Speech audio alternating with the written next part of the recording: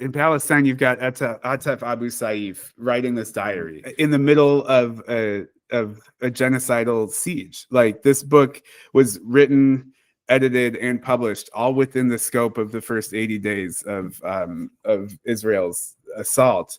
Talking to him about how that book came together, like, he would compose a WhatsApp message to his editor in London, and to get reception, he'd either have to walk to the Egyptian border or climb to the top of a 6-story building in the midst of a drone attack to get reception to send this. Like, there are people who are risking their lives to tell their stories, to ensure access to these stories, to stand against this like right-wing assault. Like, that's what got me through the book. Hi, I'm Joe Beal, the founder and CEO of Microcosm Publishing. I'm also the author of A People's Guide to Publishing, which distills what I've learned from selling millions of books over the past 28 years. I'm Elly Blue, the Vice President of Microcosm. We started this podcast to share what we've learned with newer publishers, so you can learn from our mistakes. Or maybe you just want to learn about the publishing industry. Welcome back to fourth time appearance. Oh boy, we're getting up there. With special guest star Danny Caine with yet another brand new book, How to Defend Books and Why. Why are we defending books, Danny? They're under attack. It's part of a broader attack on people, really, which I think is what the argument is, originating from the political right, aimed at vulnerable people. And it is part of that attack that overlaps with my expertise and my personal history.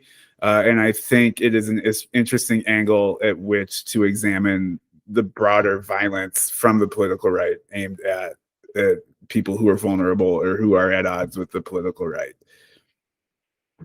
And also, I mean, you asked me to write a book about it. Like, I think that's how it started. Well, we were in discussions about what to do next after the bookstore book.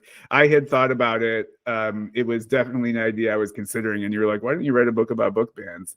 And it was like, well, it was something I was thinking about. So it seems like a great fit. And I do like how the 3 books kind of fit into a trilogy. I think it's 3 books that are using the lens of the book world to explore broader trends in America and the world.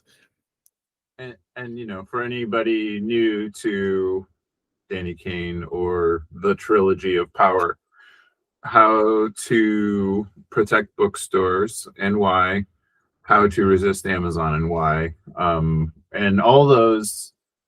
Well, it's your question, but I was going to throw it as have been, to me, all those seem topical and relevant, but like they resonated far beyond my wildest expectations. Yeah, I mean, the Amazon book in particular, every time I look at a royalty statement, I'm just blown away at how many people are still buying that book and talking about it. It's everything in that book. I think both books is still really relevant, which, like, I wasn't, especially the Amazon book emerged so organically. That was an issue that it was just one thing that happened on one day in the bookstore that fit a broader trend of what I had seen about people talking about Amazon and the lower prices on Amazon. And then, the story of that book really quickly, it went from tweets to self-published zine to Microcosm published zine to book to second edition. And so, like, it was never, they grew really, really organically. And then the second book, I was like, I want to tell the same story from a positive or more empowered lens, and like what bookstores are doing. Like, you argue so much against Amazon. What is the thing you're arguing for? And I think it's the political power of the independent bookstore. And then what happens when the bookstores themselves and those who give access to books come under attack? And that's the third. So, like, yes, they're relevant and they have legs, which I really appreciate, but they really truly organically grew from just concerns I had and questions I had that I wanted to explore through writing. And so you mentioned that this most recent book about book censorship, book bans, really played to your strengths. Can you talk about your background knowledge and history that led you to build this argument? Yeah, I think it came from a couple places. The issues that some of the stories I talk about in How to Defend Books and Why have seeds in how to defend bookstores and why.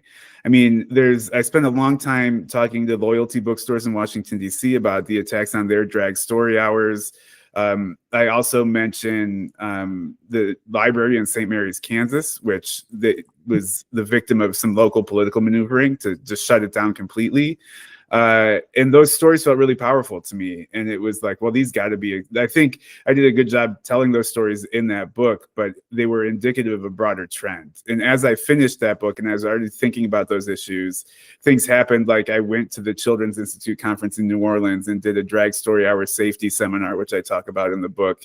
And I hear more and more stories as Mom for Liberty kind of mobilizes. As I was finishing that book, the Moms for Liberty machine was kind of roaring to life. And then, of course, in the middle of the book, you have, Israel's assault on Gaza, which is targeted at writers and libraries, which I talk about in the book, too. And so it kind of grew out of that. And it's in the book world. I've spent, at this point, more than a decade in some professional context in books, whether writing or selling them. And then also, just like personally, in the middle of all of this, I had a kid, which reconnected me with public libraries in a huge way, like weekly visits to the library with armfuls of stuff. And like, it gave me a new love for both the public library and for children's literature. And both of those things are like right in the crosshairs of this right-wing attack on the freedom to read. So like, it meant a lot to me personally. And I knew a lot of people who were victims of it. And it just felt really important to tell that story and really relevant to my own life in several ways.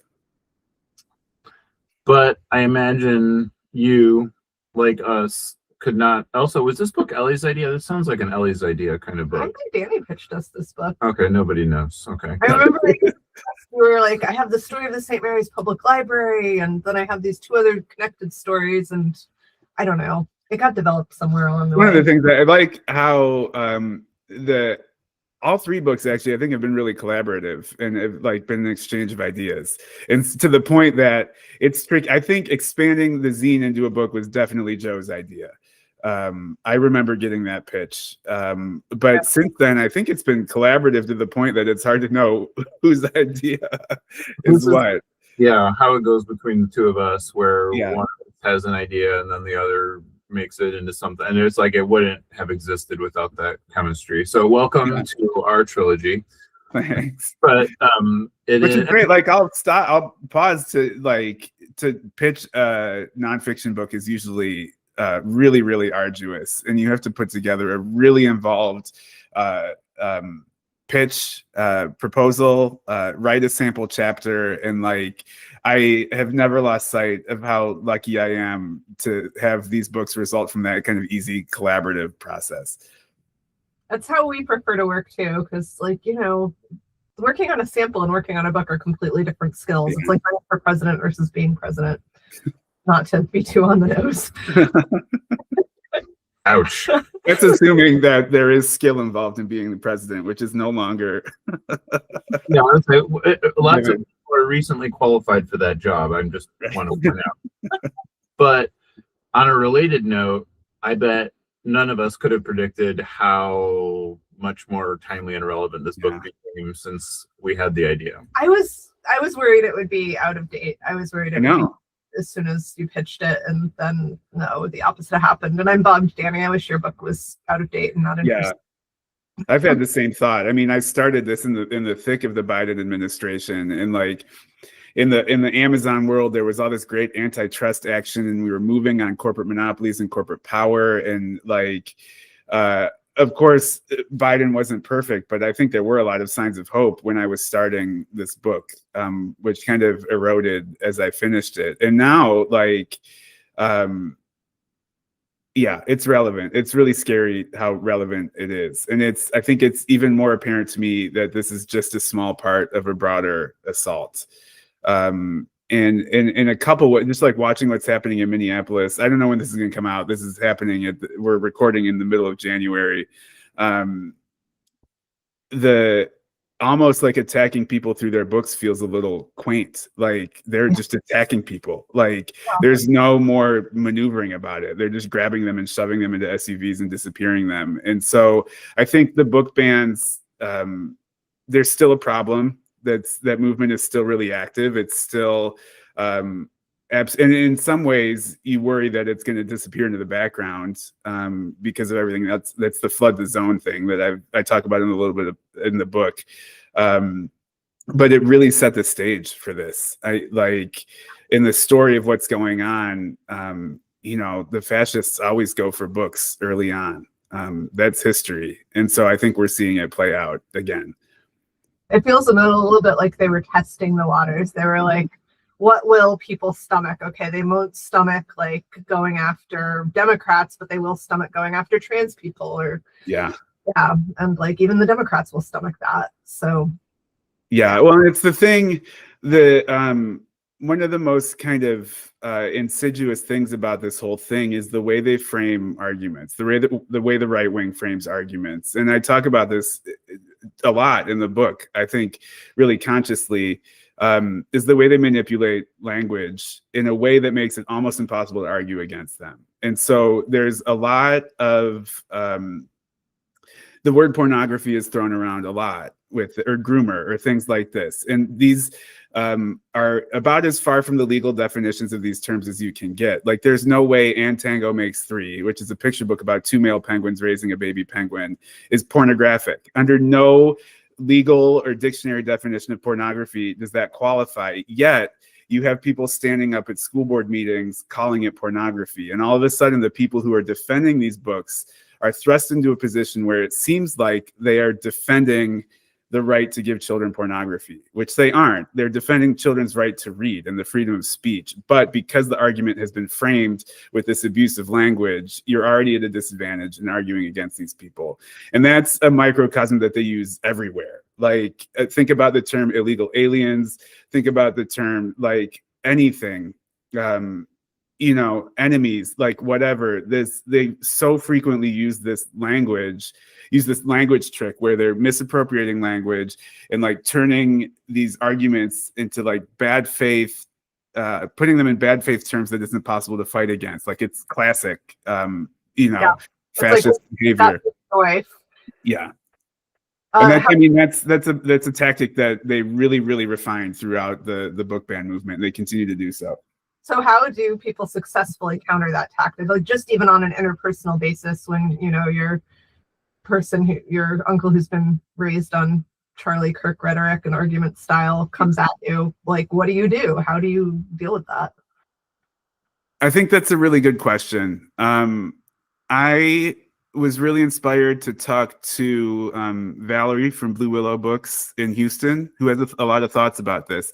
And I think one tactic you can use is to put it on personal terms, and this is not, try to get the conversation to where it's not you're repeating Fox News talking points. Try to get it to a point where you're talking person to person and like relying on those relationships, because like Moms for Liberty made great hay of like mom to mom connection. There's a lot of power there, as is obvious by the explosive growth of this movement. Like, you get moms together and organized and they can do anything. There's like near unlimited power in a group of moms. And there's no reason that the right has a monopoly on that power. And so you have Valerie, her bookstore, Blue Willow Bookshop, is a small bookstore in Houston. It is not a blue dot neighborhood. It is a very mixed politically neighborhood. And there's not, is a lot of bookstores, my past bookstore, The Raven included, where it's kind of like a preaching to the choir situation. You just assume that everybody who walks in the door kind of already agrees with you, which is nice. There's a lot of solidarity in that.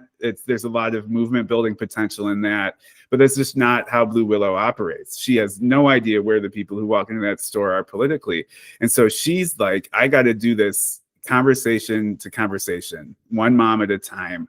And you deflate it, you take away the talking points, you focus on human to human connection. It's very slow work, it's tedious, but like, organizing doesn't happen fast. And I think it really happens on the human level. I don't think that's perfect. I think it's very challenging, and I don't think it'll work in every situation, but like focusing on your personal relationship with your uncle, putting it into human terms, moving away from that language that's kind of been destroyed by right-wing talking points and putting this into human terms. I think there's a lot of power in that.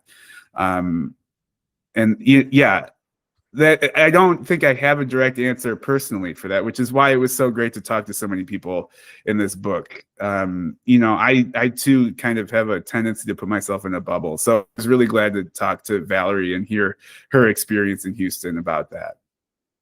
One thing I've seen employed recently, not around book banning specifically, but in general in political discourse, where, when you're dealing with all this reframed Orwellian language, is to ask questions to draw out how the person arrived at these conclusions and agree with them where there are points of agreement. Like, I also do not believe we should give pornography to children. Why do you believe that this book is pornography? Mm-hmm.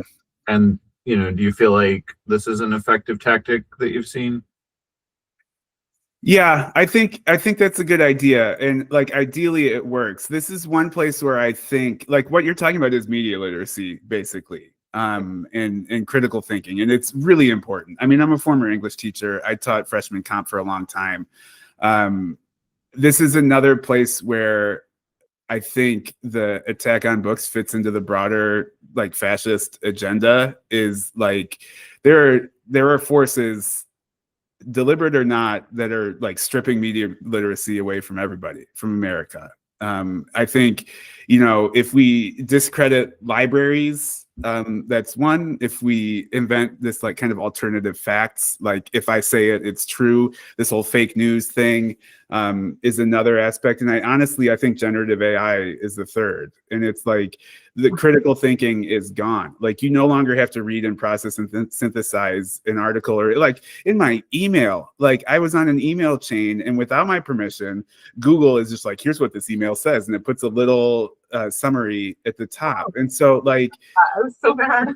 The world is conspiring, I think, in many ways deliberately to strip critical thinking and media literacy from people. And that's to force people to swallow these fascist talking points easier.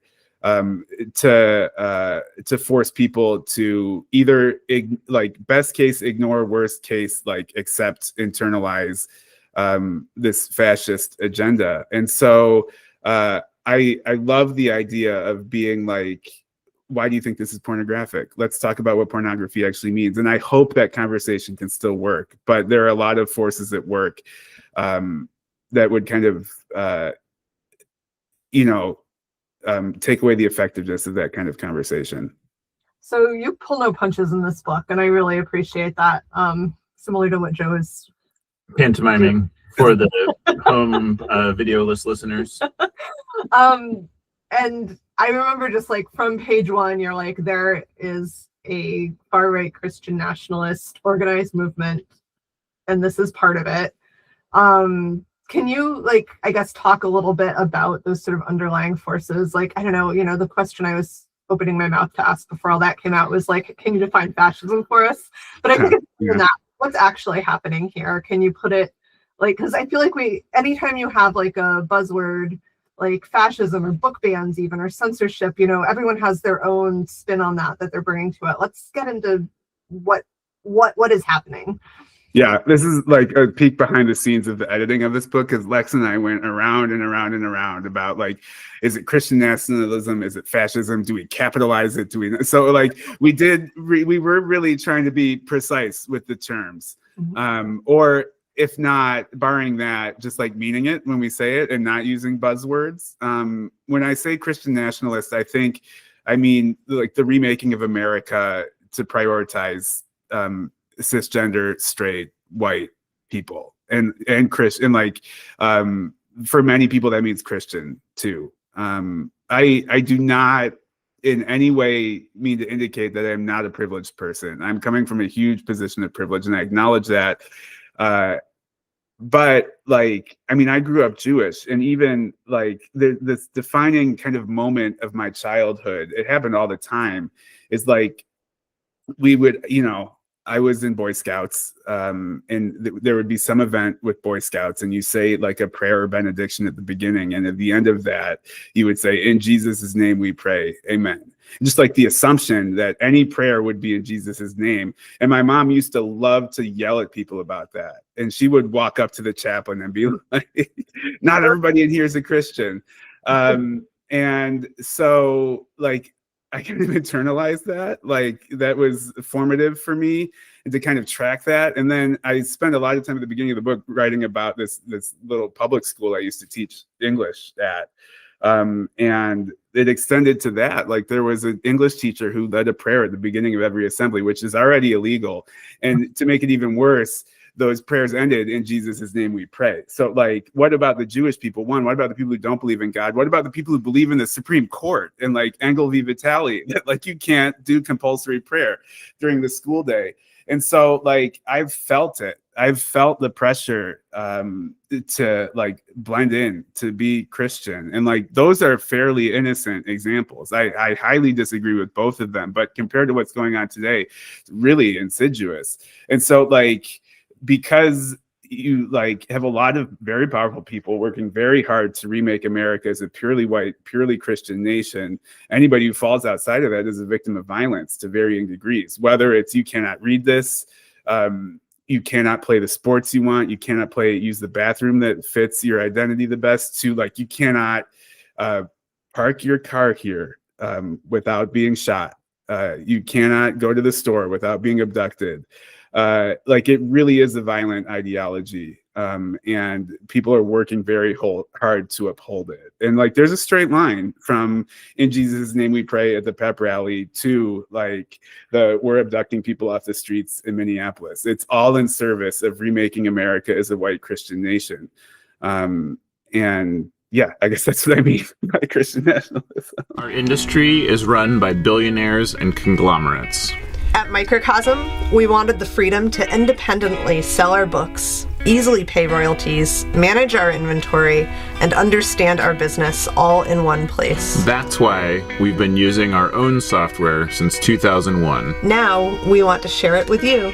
Working Lit is the only business success software that is created and owned 100% by publishers for publishers. Join Working Lit and get the agency you need to help your business grow. Visit workinglit.com to try it for free. 24 years ago, at a conference, I was talking to another publisher, and we were saying like, one day, let's hope, like, wouldn't it be funny if like Palestine was as important of a social issue as say like bicycling is in our world? And then like we saw that it took more than 20 years, but it did happen. But then now we're in a weird period where like, you know, Ukraine is still an issue, Greenland is now an issue, obviously horrors that will be felt for decades, but like, will this be yet another thing that is not in discourse? And I guess to our point here, like, how do you see book bans impacting that? It's a good question. The first thing I think of is like one of the challenges with writing this book was deciding what to include. And like this, it was a question I face every time. Like with Amazon, like there was legislation, there was stuff going on. It was like, where do we hit the brakes on this and hit publish? And then, you know, some of the bookstores in the bookstore book have closed or changed their identities pretty drastically from what I wrote. And now like it was even worse in the book ban book. Like things were evolving so fast, and there were so many court cases and stories and libraries being attacked. So I really had to stop and think, like, I can't tell everything in this book. Maybe if I could write it full time and do like a 700-page hardcover, but like that, I'm not that author, and this is never going to be that book. But and that's to say, I think there's still room for a comprehensive hardcover doorstop history of the book ban movement. But like these have always been kind of more action-oriented books, which I really love about them and about Microcosm. You're prioritizing that kind of work. But like, so we include stories that are compelling and relevant and feel like they stand for greater things. And so I talk about Palestine, but you could just as easily have talked about Ukraine or Hong Kong. Like I just wanted to, I mean, it's a vital story. It's very, very important. And like, it could also be Ukraine. It could also be booksellers and writers in Ukraine. It could also be the Hong Kong booksellers who are being imprisoned for selling dissident literature. I mean, Russia, there are a lot of these stories. And is Moms for Liberty going to be relevant and active in 20 years? I certainly hope not. I would love for them to be a footnote. But this like right-wing violent determination to reshape a nation in their own image at the expense of everybody else has been a story for a long time and probably will be. And so I think the book hopefully will remain relevant in that way. I mean, hopefully not, actually. Like, in 20 years, can we fix this problem? I really hope so, and I'll work towards it. And all these people in the book are working towards it. But it does feel like these themes are echoes of history. And so in a perfect world, it's not relevant in 20 years, but it still might be. Does that answer your question? Yeah, but why Palestine, I guess, is the question. Yeah, I think it was just like, in many ways, it was just top of mind. It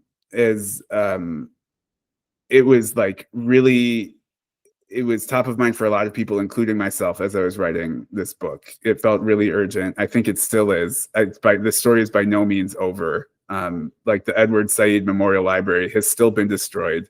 The Mansour Bookshop has still been destroyed. I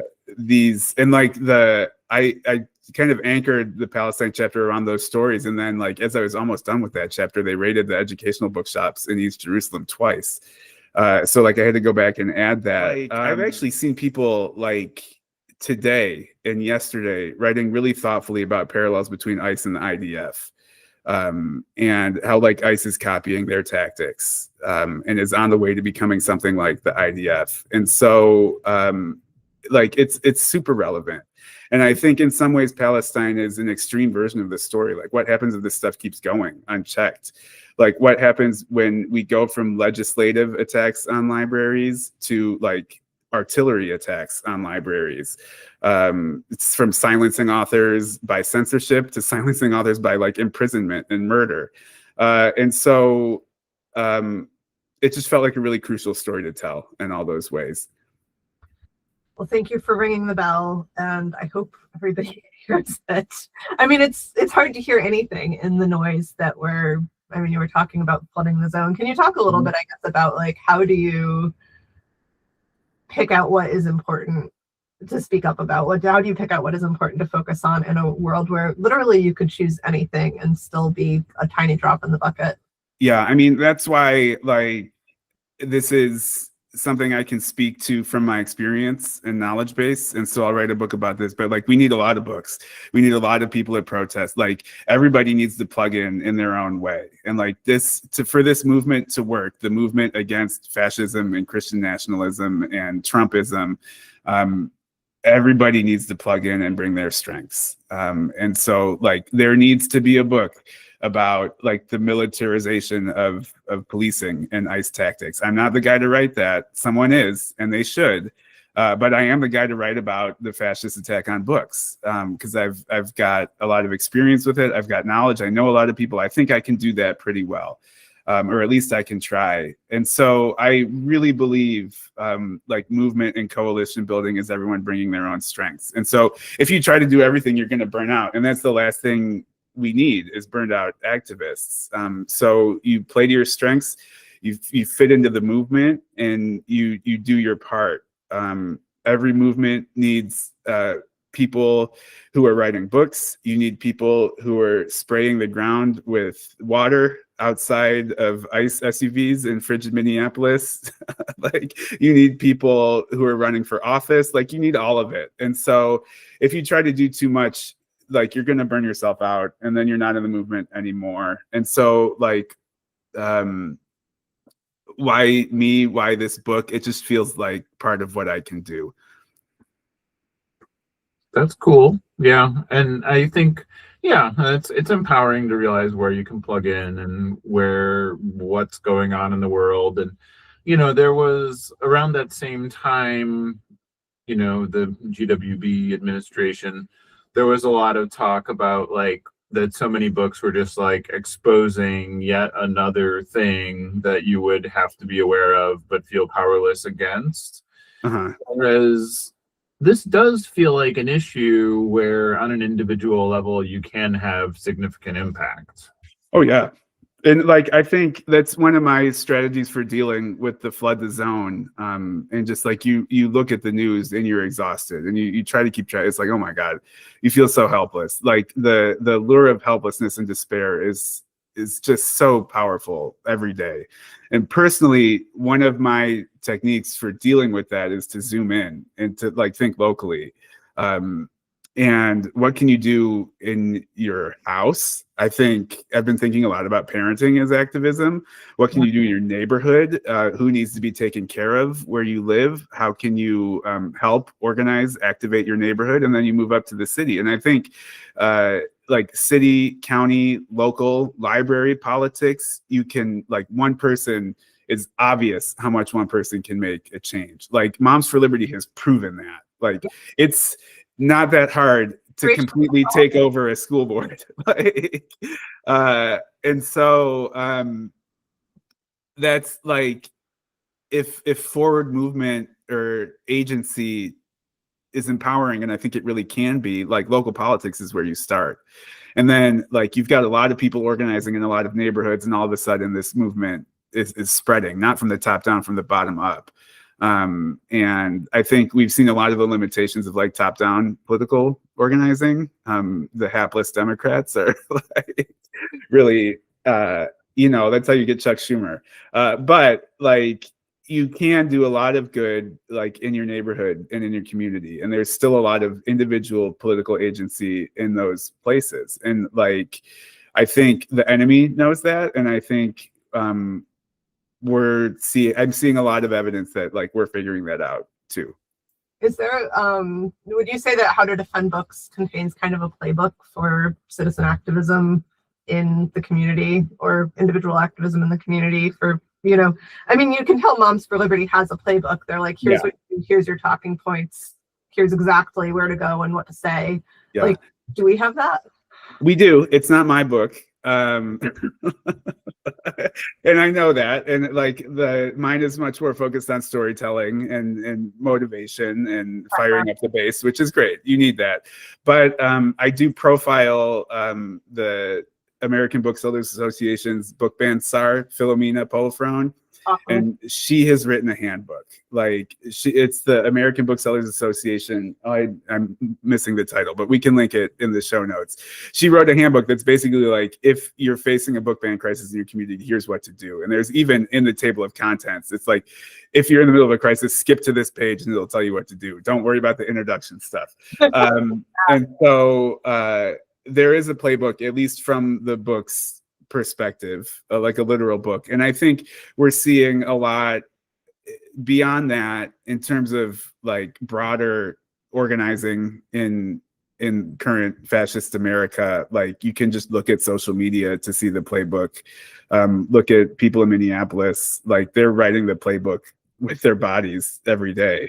And so I think like not only, yes, community organizing is important and starting local and looking at your neighborhood and your city, but like you also need to look at what other people are doing in those contexts. And like there are strategies out there. People are getting it right. I think things are happening and people are figuring out ways to make progress. And like when you network and create this like shared knowledge base, that's the playbook being written every day as we speak. And one of the things I appreciate with how you put the book together is like you talk about that in every chapter. This is not just a book that you pick up and you're like, more doom, more gloom on every page. You have like the stories that are hard, and then you're like, here are the things people are doing that are working to address this aspect of this issue. I mean, I wouldn't have been able to finish the book without that. In many ways, this was a really hard book to finish just because it was like I had to read a lot of bleak shit to get through, like, and just like to spend that much time like inside right-wing brain rot, like to figure out how these people think and operate. It was really exhausting. So like I would have just stopped if there wasn't some like action or like something to hook onto.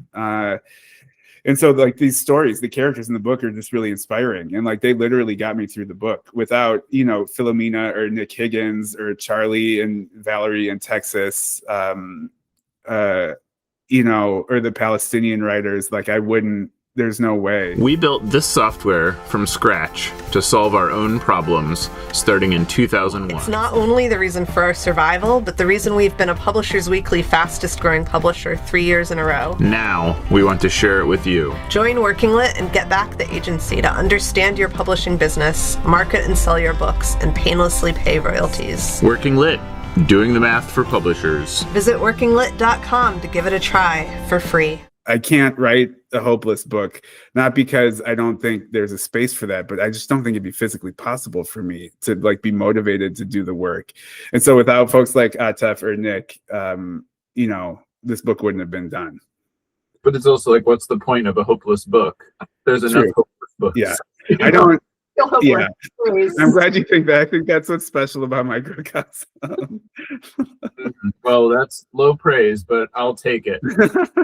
And so we did a podcast last year with Philomena about book bans that was, I feel, I learned a lot, which, and I think it's because we don't do children's publishing. I had a lot of blind spots and like false assumptions, but that it was really cool. And to be fair, that is probably some of the backgrounding that made this book so appealing to me. Because we did that interview. Well, no, actually the sequence is wrong. Scratch that. That just like put icing on the cake of this book. Okay. So, but then I think about it too, and I'm like, what you're talking about is I'm like, you could trace it through every decade where somebody, like some weirdo with like duct tape and a bad idea, like walked into a politically contentious situation and like created some like massive amount of innovation that like is still used 70 years later to great effect. But then somebody that could be like their great grandchild comes in and figures out that like leaf blowers are the perfect way to remove tear gas from a protest scene, or to that like putting water on a frozen ground will disable a militarized force, and you're like, that shouldn't be that way, but here we are. And so to me, like as like a young scrappy person, it was like reading about these kind of people that doing this in the 80s, that I was like, wow, you can like do anything even if you have nothing. Yeah, I love that. And I think, well, it's just like, Valerie in Texas at Blue Willow Books, literally the front lines of the fight. She's suing the state of Texas over HB 1069, which is I won't spoil it for people who haven't read the news or aren't reading the book, but it was a huge battle. Like in a lot of ways, the freedom to read was like in her hands. And like, what did she do? She's like, I'm just going to talk to moms one-on-one in the store. Like it was almost more about that than the lawsuit for her. Or like Nick Higgins, who runs the Brooklyn Public Library and has become this kind of nationwide crusader for youth access to banned books. Early in his career, he was on the New York Public Library team that brought books to Rikers.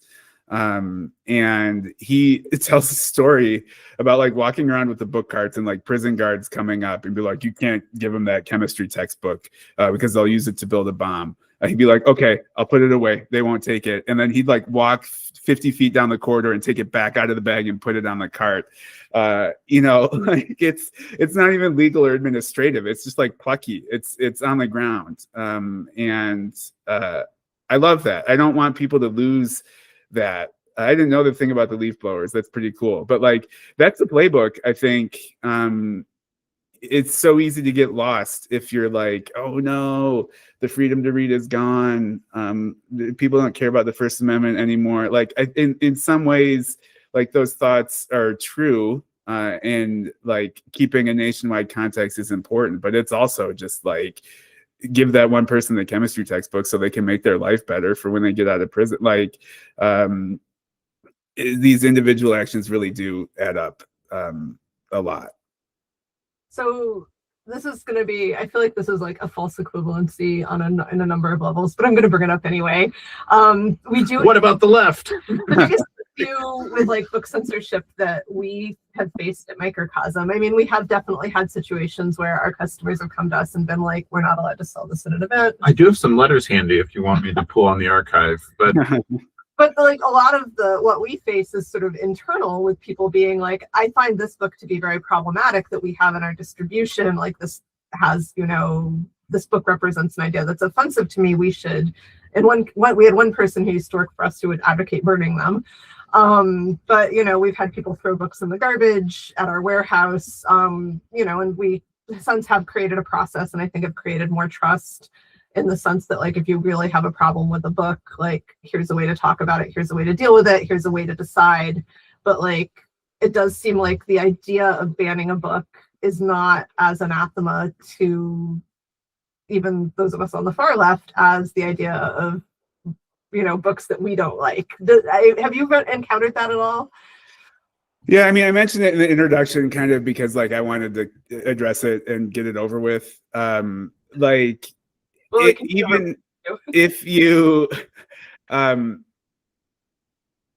even if it, like, you accept the fact that there is censorship activity on the left, if you look at the scale of it, like, only the right has a well-funded nationwide violent movement to limit access to books, and like, it is connected, and like, it's also, you can look at like the next step, like with the person throwing away the books in your warehouse. You're like, I want to limit the platform of these violent ideas, or these ideas that I consider harmful.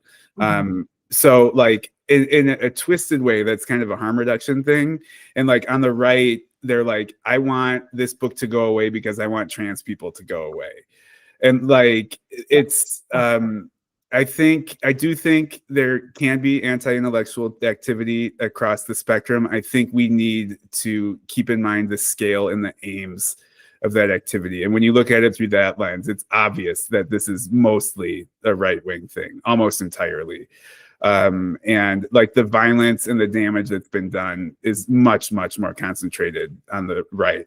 I do think there are nuanced conversations to have about like who gets a platform, and like what our roles are in giving those platforms to people. And those are healthy. Those conversations, I think, all fall within the First Amendment. Like, free speech doesn't mean speech without consequences. And like, that's an interesting and a nuanced conversation. I think my friend in bookselling peer, Josh Cook, has done a lot of really interesting work with that conversation.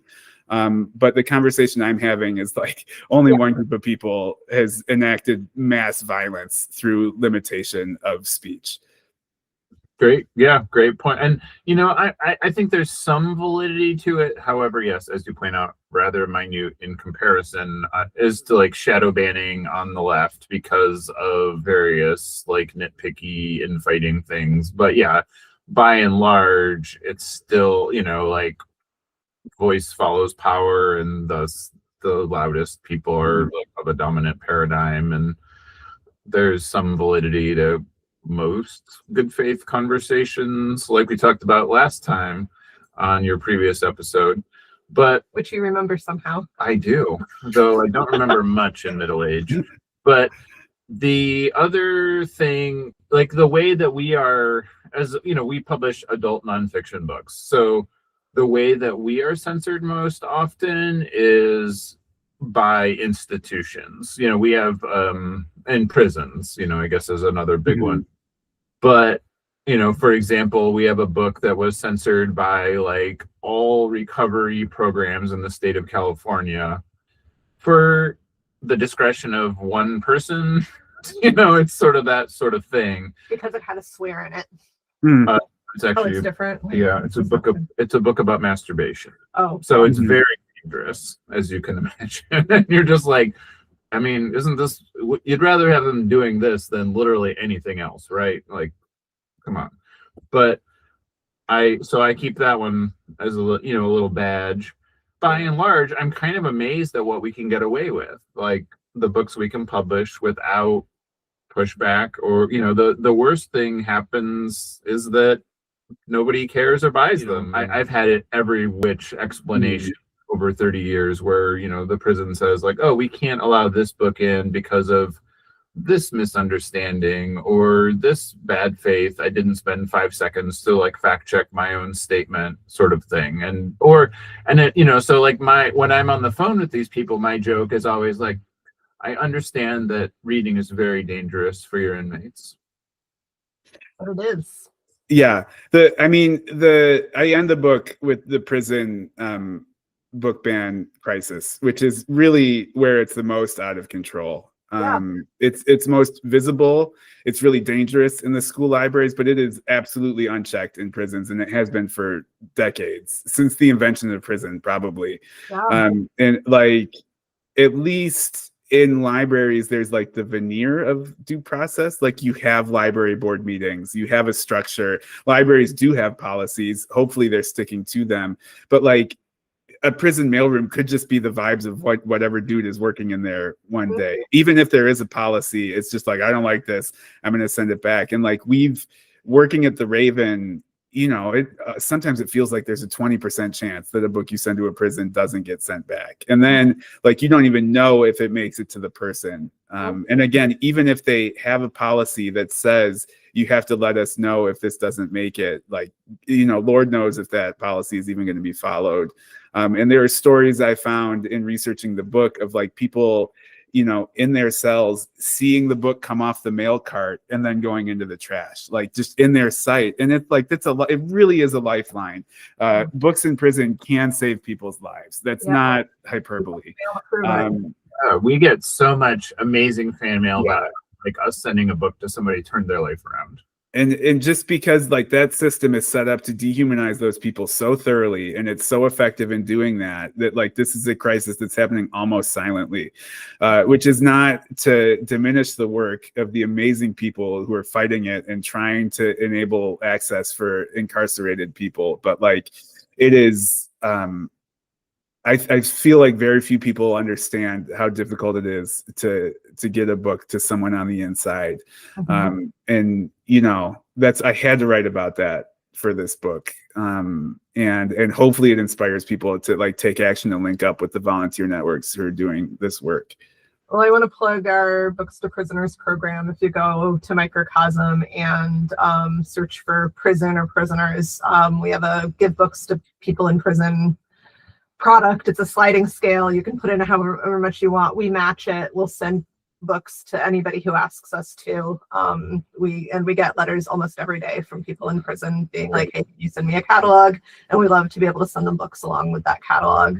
Or they'll ask for specific books. Whether or not they get them, we don't know. But we do have, I would say, not a great success rate getting books into prisons, but we know how to do it to maximize that likelihood.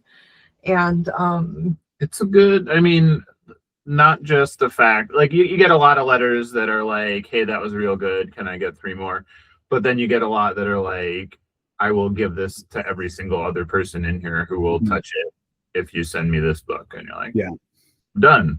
Yeah, and this program, it helps us send more and more of the books they're specifically requesting, but aren't always in the list of things we can donate. So they want a lot of unfuck your mental health books. Yeah. Well, great. Good work, guys. Thanks for doing that. Thanks for I guess giving us the opportunity to plug it. Up to giving us the launching part. So okay. So, but like, are you seeing, and I used to volunteer in like prison book programs. So like, that was kind of where that came. And then I think it was almost by accident that somehow we got listed as a prison book program somewhere around 2004, maybe. And then we just started getting, you get a lot of mail. Yeah. Right. But so, and so that's, I guess, in terms of firsthand experience, that's where I've probably seen the most censorship, where it's not even shadow banning. But so where, if you looked at it in like a siloed niche, where do you think like the most concentrated book banning is happening? Like in my experience or nationwide? You're an expert now, so you would know. Yeah, I mean, it's hard to put the most. Like, I think percentage wise, it's probably in prisons, like the highest percentage of books that are censored to not censored. And like, there's no, it is a crisis everywhere. And like, you do have record numbers of books being censored in school libraries. Um, a library, a publicly funded library, whether it's a public library or school library, has procedures. You can look up the their policy, their culling policy, their curation policy. It's public record. The process is clear. Whether or not the book banners or the admins follow that process is a question, but like, they have transparent policies. And I think one of the most important roles that librarians play is like taxing and bureaucratically numbing as it can be, is sticking to those processes and be like, no, superintendent, you cannot get rid of this book just because little Jimmy's dad doesn't like trans people. Like, you have to follow this policy. We have it. It's a matter of public record. So even though people are trying to attack it, there is a transparent procedure and policy. Prisons, that's out the window. If there's a policy, there's no guarantee they're going to follow it. Many states, like one of the book ban volunteer projects, tried to put together a list, all of the state lists of banned books, and they couldn't. I think they got to 25 or 26. And what stopped them is that some of these lists just don't exist. Like, a state doesn't have a list of books that are banned in prison. It's just like whatever the dude in the mailroom feels like that day. And so it's really hard to fight something that amorphous. And it's like, okay, we figured out how to get books into this facility, but this facility has different rules. Like, it has to be wrapped in brown paper in this facility, but white paper in this facility. It needs an invoice in this facility. It needs to come from Amazon in this facility. And so like, it's not an easy answer to how to fix that crisis, but it's just like, you've got to work really hard and figure out facility to facility, day to day, what works in which place. And that's like, it's, it's exhausting. It leads to burnout. So I think that led that crisis to be really like out of control. But that's not to diminish where it's happening elsewhere. And like, the one thing I talk about in the book, it's like PEN America is great. Like, every October they put out the numbers, the number of challenges, and those numbers are exploding. They tripled in between 2021 and 2024. But like, a lot of book bans go unreported. Both, like, they just never make it to PEN America, and also like, you expand the idea of censorship to soft censorship, which is a really crucial idea to the book, where it's just like the political pressure leads a teacher to take a book off the shelf or to not order a book in the first place. They're not going to call up PEN America and say, I didn't order this book. I didn't order Lawn Boy. It's a book ban. Please put it in your number. It's just going to happen quietly. And so the actual number of book bans in schools and libraries is much, much higher than what you see in those PEN America reports. So what would you say is the number one thing that book publishers can do to help defend books? That's a really good question. And I hear a lot of criticism that publishers aren't doing enough. Luckily, thanks to like, I think what I write and my publisher, I've never felt like cut loose on my own against people challenging my books. But I would make sure authors feel supported and protected when this is happening. And again, like, having not been in that situation, I can't speak to it exactly, but I would definitely talk to the authors who are victims of the book ban and be like, what do you need from us right now? And then, like, especially the publishers of scale. And I think like Penguin Random House has done some of this, like, use your legal muscle and your money to fight these in the courts. And we have seen some examples of that. A couple successful suits in Florida backed by major publishers. That's really important because you've got, fancy lawyers in-house, you've got tons of money. Part of the challenge with the coalitions fighting this in the courts is they just run out of money. And publishers have that. So to put your weight behind the legal battles to end this, it's really a good strategy to fight this in the courts. Despite, Project 2025's efforts to reshape the judiciary, these free speech cases really do have a lot of success in the courts. These book bans are not standing up very well in the courts. And so we need to keep pressure on that. And I think publishers have a role to play in lending support to those legal challenges. That's a great answer. Yeah. Okay. And, it was warming to see, well, Penguin Random House in a legal battle with the White House, and, not something I thought I would see in my lifetime, but holding their own, not backing down. I was like, okay. Didn't have that on my bingo card, but here we are. Well, what we'll see, you'll know hell freezes over when Amazon jumps on one of these suits. We're never going to see that. Remember that they sell books, or well, do you have any final words of wisdom for our audience? One of my main takeaways from writing this book is that it's like, in some ways, Moms for Liberty is a story about the power of local political organizing. Like, they're using it for violent means. They're using it to make the world worse. But they are using very good organizational strategies. And I think we can learn a lot about the power of local organizing from them. We do not have the power of the Republican shadow money that's funding them, but there is no reason we cannot harness the power of community connection, of organizing in your communities to make the world a better place.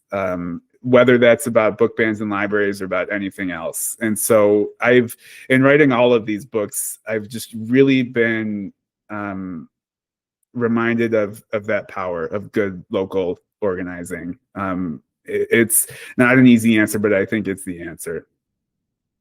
Good answer. I mean, yeah, I do. I feel like local activists are the one group that is as good at marketing as Taylor Swift or Donald Trump. Like, for real though, and it's it's kind of weird because you'd think but I do think the power is in the smaller groups because, it's when was the last time the Democratic Party had a fantastic marketing initiative, or, it's just it's almost never, but it is guy running the, Amazon union protest is guy that is all over the news, has really sexy thing going on, and you're just oh, you know how to work it. That's rad. Where it's working really well. This is I'm in the thick of this for my day job, is with data centers. Everywhere, small communities are successfully mobilizing against data centers, and this is massive. This is so much money in natural resources. The most powerful corporations on the planet are being defeated by small groups of local activists. And if a small group of locally organized people can defeat Google, they can defeat anything. That's right. All right. And if there was ever a note to end on. Thanks for joining us once again. Please send your questions to podcast@microcosmpublishing.com so we can answer them on future episodes. And please give us 5 stars on iTunes and everywhere else that podcasts are reviewed. You can find us on the internet at microcosm.pub, on Twitter at Microcosm, on Facebook at Microcosm Publishing, on Instagram at Microcosm_pub, and here in Portland, Oregon on North Williams Avenue. Thank you so much. Have a wonderful week. Sorry, you guys edit this, right? Yeah. Okay. It's so funny. I just didn't sleep all last night. Oh, sorry. All good.